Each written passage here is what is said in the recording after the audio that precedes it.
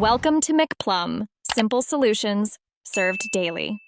You start by enabling Bluetooth and location on your Android device, because scanning requires both.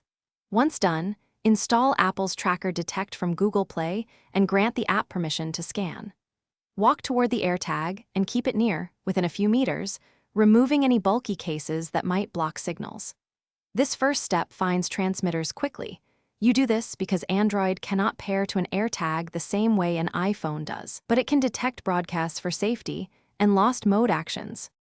You tap Scan and Tracker Detect and watch for results. Scanning can take a few seconds because the tag broadcasts intermittently. Once an AirTag appears, the app shows an identifier and signal strength, which helps you locate it. If the tag is marked lost, you can use NFC. Hold your unlocked phone near the white side of the AirTag to read the embedded URL. This works because lost AirTags expose owner info via NFC, which is why you can get contact details even without pairing. You finish by tapping the NFC notification, which opens a web page with any owner message or returned item instructions. Follow those to reunite the tag with its owner.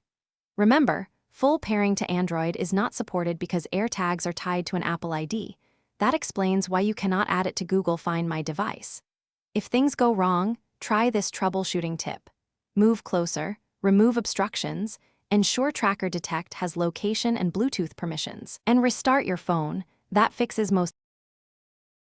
Thanks for watching. Stay juicy and subscribe.